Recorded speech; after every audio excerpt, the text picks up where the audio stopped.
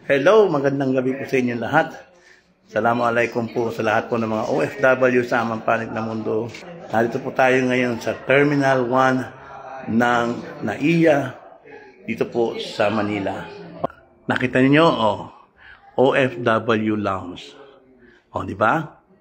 So ito po yung sinasabi ng ating administrator, Admin Arnel Ignacio, na proyekto ng OWA na kanyang binuksan para po sa mga OFW.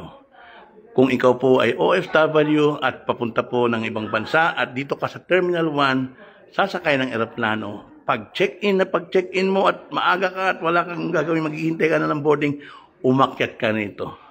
Para ka rin nasa yung mga business class na mga lounge, dito meron din tayo sa mga OFW. Ayan, ha? Okay, sa mga ngayon pala nakakapanood, ito po ay ang OFW Lounge na proyekto ng OWA. Okay, ito po ay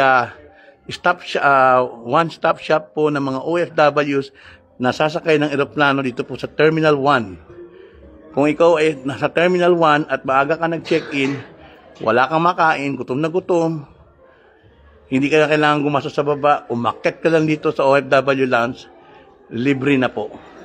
Merong pahingahan, may pagkain pa, at tingnan mo naman ito.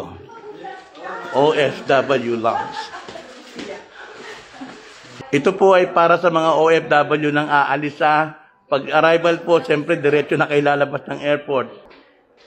Hindi magkukumpleto ang ating live ngayong gabi na hindi po kausap yung talagang may utak dito. Yung gumawa nitong OFW nito.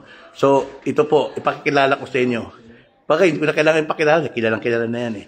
Pero siyempre po, formalidad.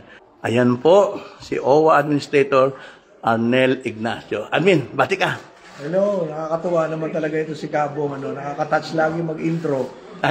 Siyempre, ang OWA, kapag mayroong mga ganitong proyekto, hindi naman pwedeng wala si Kabong. Alam mo naman ito, mula nung nagsimula ako rito sa trabaho, nandyan na yan. So, siyempre, pag meron tayong special occasions, siyempre nandyan siya. Yes, at siyempre nandyan kayo. Ito lang gusto kong sabihin, ito ay pagtanda ng aming pagmamahal sa inyo.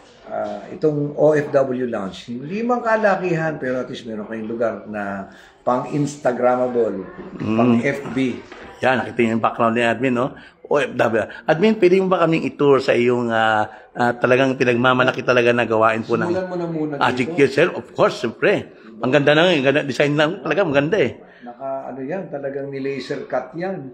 Hindi yan mga parang in-effort namin talaga yan para pagdating nyo dito. Ang dating pa lang, napakaganda na. Sir, tinatanong nila, saan daw po ito na airport? Sa Terminal 1. Ayan. Kung saan pinakamadalas, marami lumilipad na OFW. Ayan, naninig nyo, Terminal 1. So, i-invite natin si Admin na i-tour tayo sa bagong bukas po na OFW. Hindi pa siya talaga open, pero pasilip pa lang. Abangan nyo yung bonggang-bonggang opening ito. Admin, tour na. Ayan. Tara, pasok tayo. Tingnan nyo naman. Ito pa lang, ang counter na sasalubong sa inyo. Materialis pa lang ginawa dito. Ginamit namin dito, granite, Argentine, at pati mga dandelion lights. Ano ba? Ang ganda. Meron na rin kayo dyan ang inyong flight details para walang naiiwan ng aeroplano. Meron dito tayong taong ilalagay para kayo nire-remind. Kung dapat na kayong pumunta sa gate. Yan. Pati lahat ng ating dingding. Kumuha tayo ng artist. Pinapintahan natin ng mura. May TV pa. May TV, of course, para meron na kayo doon na May time ninyo. Oo. Alam nyo agad. Mabuti kung saan kung anong oras na. But of course, siyempre, malamig dito. May aeroplano pa sa background. May Kuwait pa. Ang ganda diba ng view? Ganyan-ganyan kayo rito. Hindi kayo maiinip. Natatanaw-tanaw niyo yung aeroplano sa sasakyan niyo. Para hindi naman kayo mukhang lagi yung sinasabi, makakasigawa. Hindi ka, itong mapagmamalaki natin. Dito,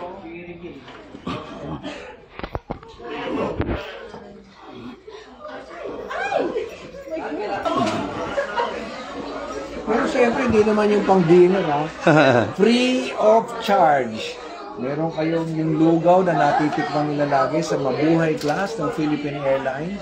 Meron tayo dito yan, yung may itlog na maalat, merong dahon ng sibuyas, pritong bawang, and of course, teka nga, ikaw ba namamahala niya, Kopi? Ayan, meron tayo rin ito. Tingnan nyo, pag nagkape kayo, ganito. Meron tayong pang instant. Oh, mapapatikim ito kayo talaga ng yung pang Mabuhay class. Ayan. Oh, ayan, nakita ninyo, oh. Oh, ay, takaw pa, admin. Ano, gumana na? Ayun pala.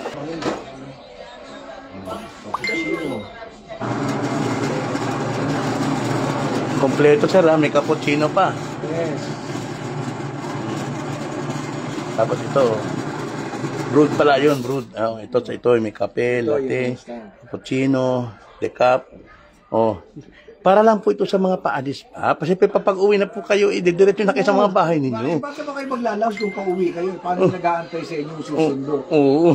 Hindi na panis yun sa labas. Oh, ayan. Ayan. So, ito yung mga pinakikita sa inyo ni admin. Ito yung mga kung ano ang may offer ng OWA habang kayo ay nag-iintay ng flight ninyo. Gumawa nito, ayan. Si Alan. Ay, hello po. Ayan. Oo. Yan ang ating napakagaling na gumawa nito. Sa engineering ng OWA. Yes. So, ayan. Kung nagugutom pa kayo, talagang wala na kayo. May lugaw pa, oh. Naku, Diyos ko. Sarap yan. Kung may pagkain pa doon. Hindi pa ako nakakain. Kakain ako mamaya doon. Huwag naman masyado sarapan. Baka hindi na umalis. Baka maiwan na aeroplano siya. Ayan, oh. So, sige, ayan.